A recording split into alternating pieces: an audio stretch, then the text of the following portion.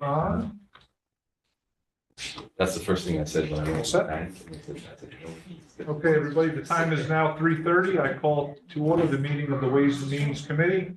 A copy of the agenda for this meeting may be found on the county website under the tab for the Legislature. Please silence your phones and electronic devices. At this time, I ask you to please rise for the Pledge of Allegiance.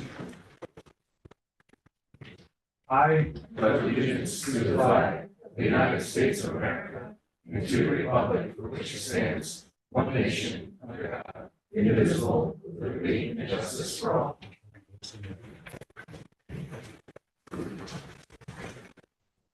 Okay, number one, I see we have a couple of representatives from the community college. Oh, roll call, please. You can come up, please. Roll call, please. Benton. Here. Cheney. Here. Fagion. Here. Lujan. O'Donnell. Duke. Here. Ravella. Here. Keller. Here. 6 present, 2 absent. Yeah, please join us. Oh, sure. Thank you.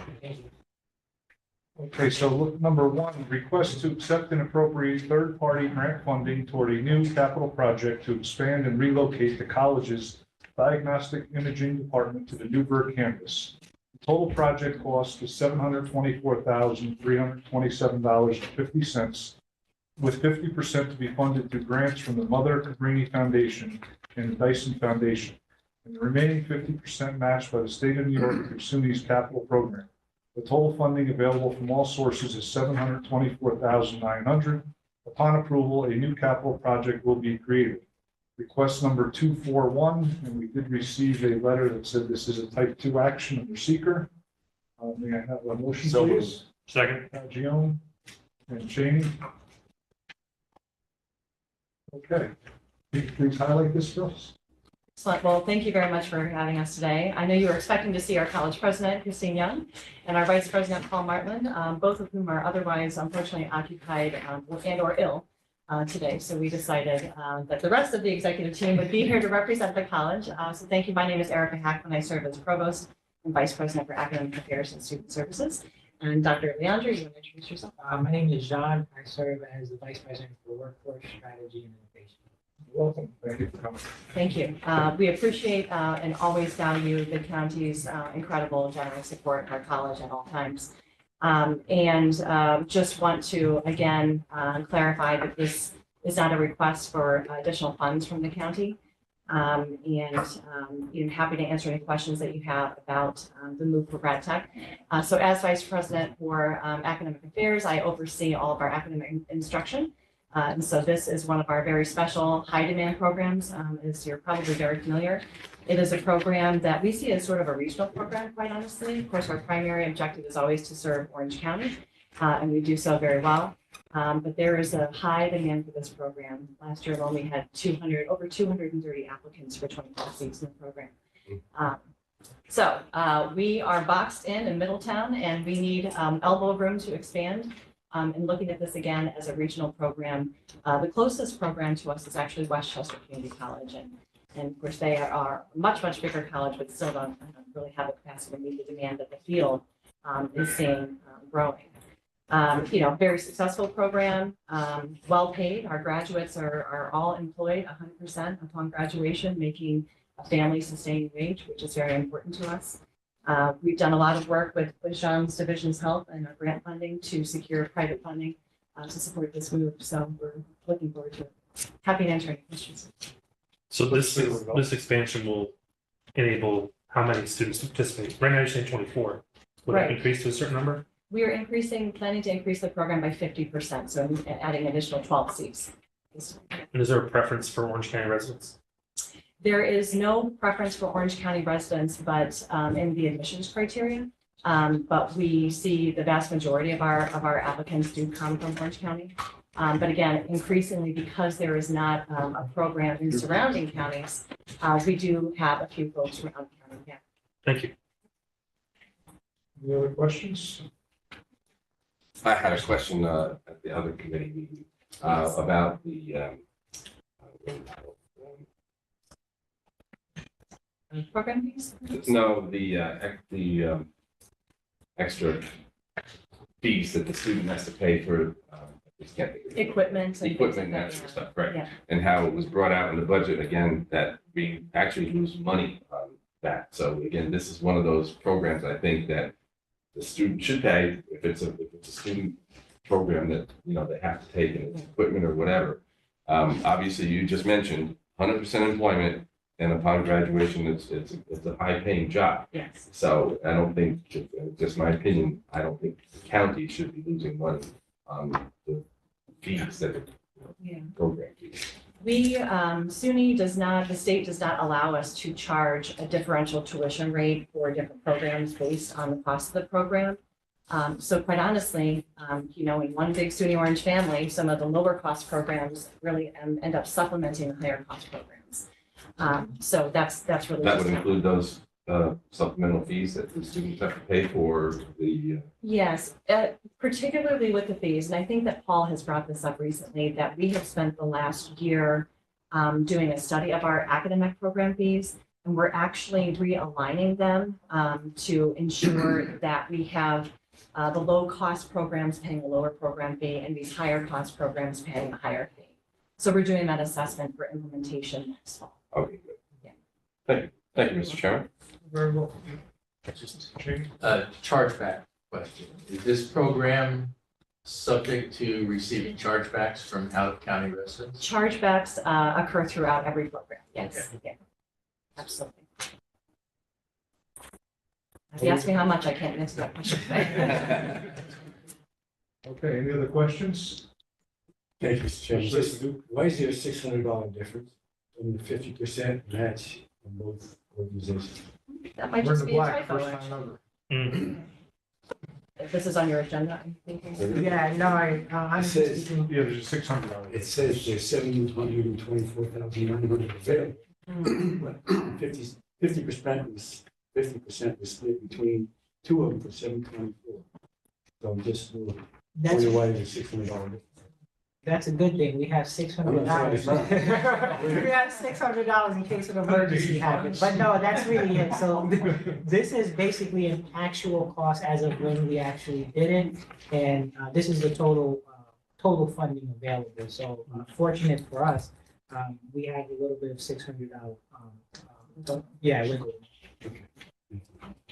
Mr. Chairman, just a point of interest is, the match, the 50% is not necessarily between Dyson and Mother Cabrini, actually, maybe 50-50, it's more like 60-40.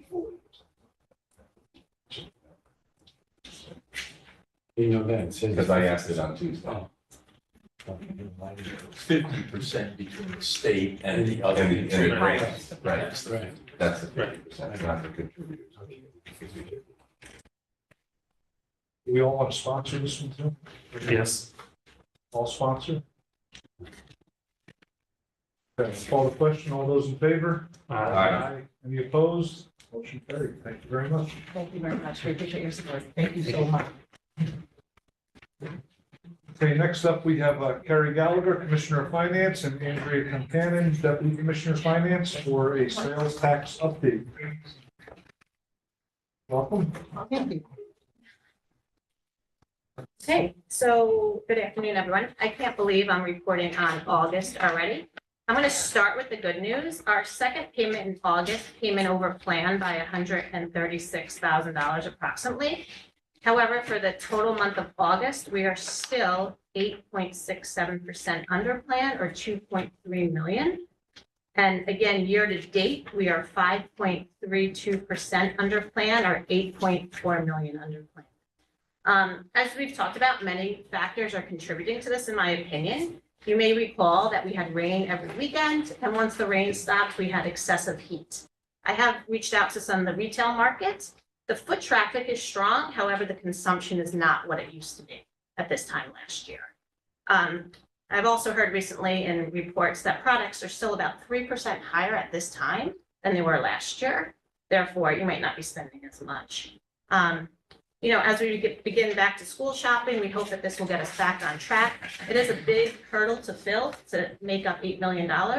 But again, OC in the fall is beautiful, and we hope that the tourism will continue to grow in the fall. you're the one person who can actually see where the money actually comes from. Mhm. Is there a specific category that's down, like cars or? So I kind of Trucks, alluded to it in the commercial. retail market without being too specific, that the retail market is saying they're seeing strong foot traffic, but the product volume is not normally. I'll use an example, say you go to a store and maybe you buy 10 pairs of shoes. Now they're only seeing that person buy 2 pairs of shoes. Thank Any questions?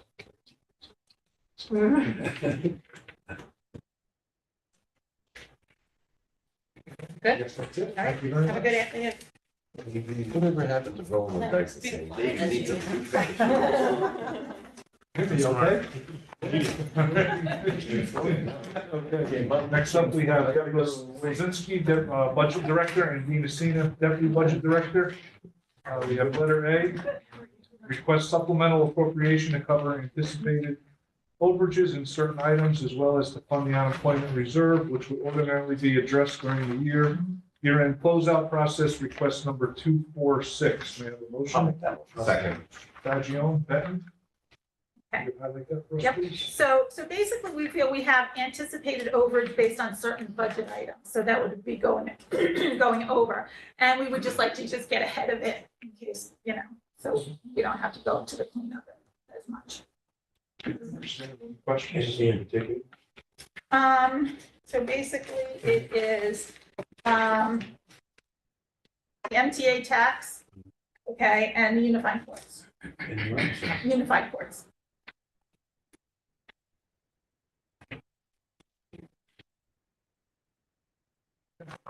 Any questions? I'll call the question. All those in favor? Aye. Aye. Any opposed? Motion carried. May we have a budget update, please?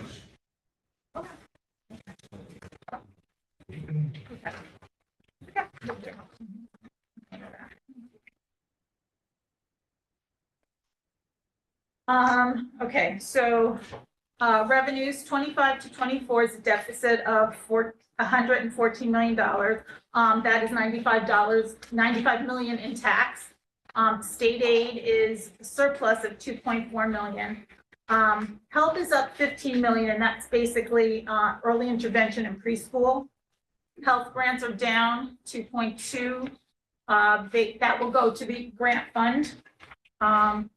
Contracted mental health is down 1.8, DSS is down 4.6 million, and aging is down 2 million. So I'm kind of thinking the state is not giving us as much as we're, like, it's a delayed factor at that point in time. So I think that that's really what it is. Federal aid is a deficit of 15.2 million. Again, DSS is down 12.1 million. And planning and grants are down 3 million, and that will go to the grant fund. Other revenues are a deficit of 6.8 million. That is basically interest and earnings at 5.5 million. But I believe we're going to hit that mark based on the CDs that were coming due in full. Okay. Expense totals 25 to 24. That's an increase of 5.8 million.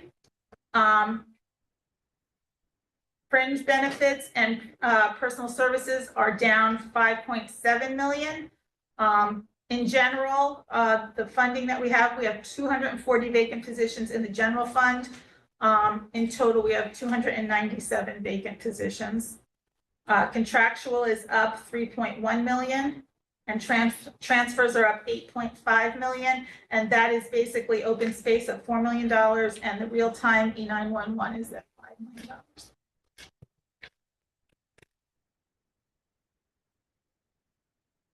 Questions? No, sorry. Yeah, just a question. You said that the DSS payments were behind from reimbursement. Is that what you said? Yes. Who follows up with that to make sure they're equal out? So When does that DSS, usually happen? yeah, no. I basically think it's just a lag, but DSS, they do follow up on it. And we will take care of that. If it's not gonna be in, we'll see what it's gonna happen. I'm just making sure it wasn't something that was part of Yeah. cuts or something. Yeah, no. Thank you. How does that compare to last year? Timetable. Again, it is a point in time. So basically, federal aid In '24 is 29 million. In federal aid, it's 4.2 million. So. Yeah. Other questions from the committee? Thank you very much.